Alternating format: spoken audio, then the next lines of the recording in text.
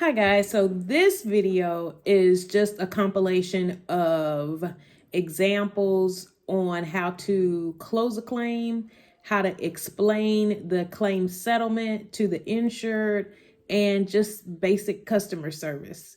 So I want to give a shout out to my girl, Miss Jones, but ignore me for laughing. I was trying not to laugh, so you guys don't make me laugh, but check this out.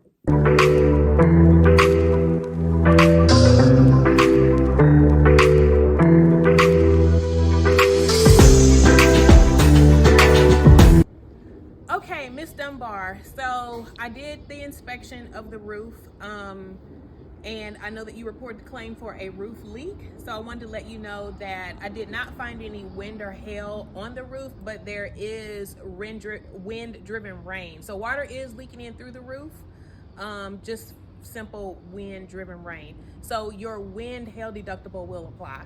What is my wind hail deductible? It's 2% of your policy limit. So it's going to be $11,000. Wait a minute. I got to pay $11,000? Sorry, Ms. Dunbar. So I did inspect the roof. I did not find any wind or hail damage to your roof. I know that you reported the claim for a roof leak, but what I determined is that water is coming in by wind-driven rain. Okay, so again, there is no wind or hail damage, but because that it is associated with the roof, then we will have to apply your wind and hail deductible. Okay, so how much is my wind hail deductible? Your deductible is 2% of your policy limit, so it's $7,100. $7,100. And what's my all perils deductible? Your all perils deductible is only $1,500. So why aren't we covering it under the $1,500? Because it's related to weather. It's wind-driven rain, so we have to use your wind and hail deductible. But you're not doing anything to the roof. You're covering interior damage. So I don't understand why I have to have that deductible. And you are correct in everything that you are saying. However, it is related to the roof. It is related to weather. So we have to use that deductible. So you have a wind hail deductible, you have a hurricane deductible, and then you have an all peril deductible, all other peril. So this does not fall under your all other peril deductible. So we will have to apply the wind hail deductible. I'm going to have to talk to my agent about this because this is crazy. I understand where you're coming from. The interior damages will fall below your deductible. So I would suggest that if you find somebody to do the damages, or, you know, like a handyman or something to get the damages repaired for less than your deductible, then that would be really saving you and helping you out. How so? Because if you could get the interior damage fixed for, let's say, $1,500, that would actually save you because your deductible is $7,000. So whatever you can whatever you can have done below your deductible is actually saving you, because again, the insurance is not going to kick in until the damages exceed $7,100. So you're telling me I maybe didn't need to file this claim because my damages are going to be under my deductible? That's correct. Yes, that is totally correct. Thank you for breaking that down for me. I appreciate it. That's what I'm here for. Anything that I can do to help. Thank you. All right, thank you. I'm going to give you guys an example of a closing call. So a closing settlement, calling a homeowner and discussing the final outcome of the claim. Okay? All right. No, this is like she said. Okay. Mr. Peoples, how are you doing today? This is Felisa with ABC Insurance. I'm wonderful, Felisa. How are you today? I'm good. Since you weren't there or present during the inspection, I wanted to give you a call to let you know what I found out and go over everything with you. Okay. All right, so I did find enough damage to warrant full replacement of your roof, and I did complete an estimate for you. That sounds great. Okay, so your damages totaled out to $10,000, okay? Now, how it works is that we are going to take out your depreciation, okay? And we're going to take out your deductible up front.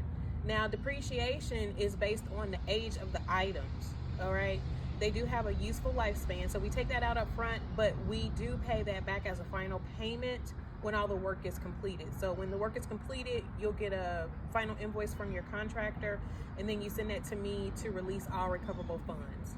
Okay, that sounds interesting so far. Okay, so then we took out your deductible of $5,000, and then that leaves a first payment of $4,000. Okay, so again, the process is that you take that money, contact your roofer, set up a date, get the work done. Once the work is done, you'll get a final invoice from your roofer. You send that to me, and then I can release your recoverable funds of $1,000. Okay, so but I'm actually paying you guys the deductible, or do I pay that to the roofer?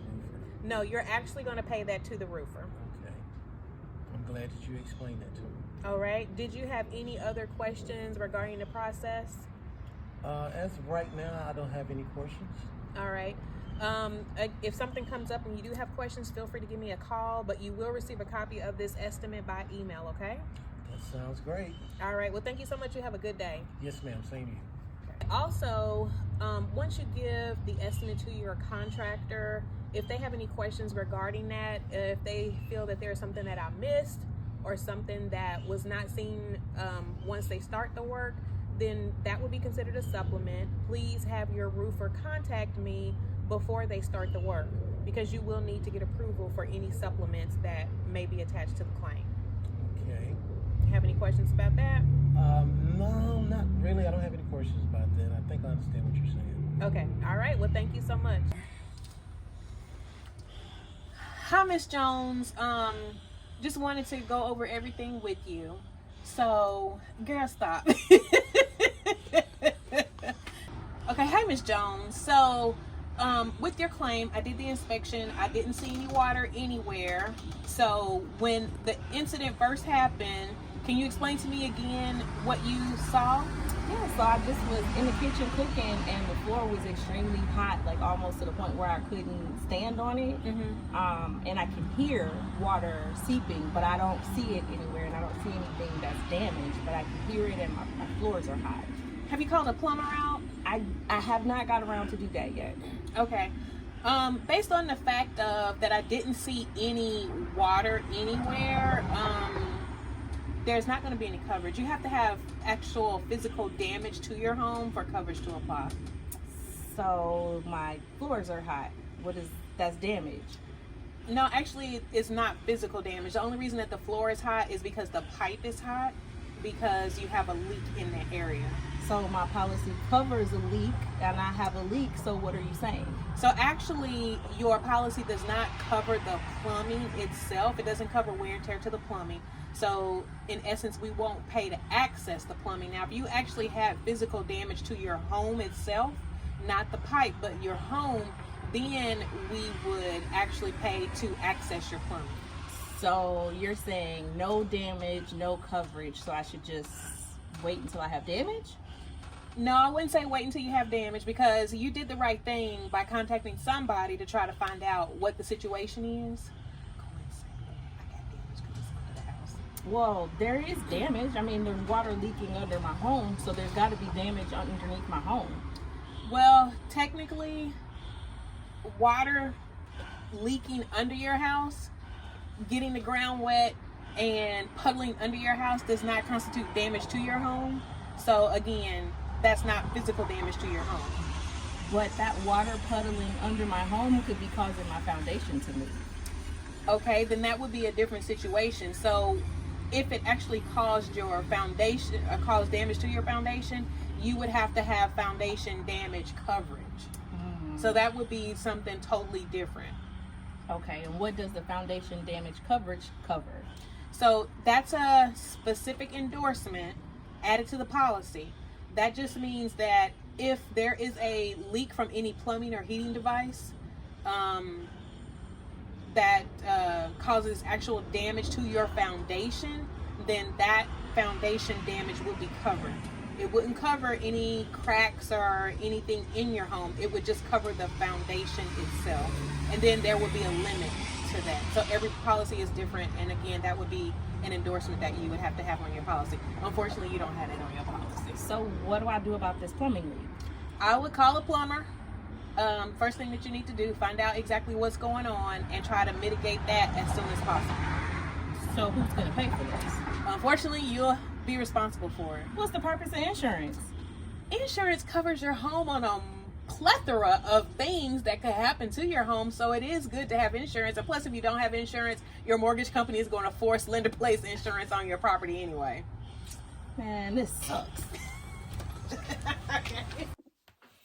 Again, thanks for tuning in. I hope that information was helpful. Please like and subscribe and drop a comment below on what you would like to see.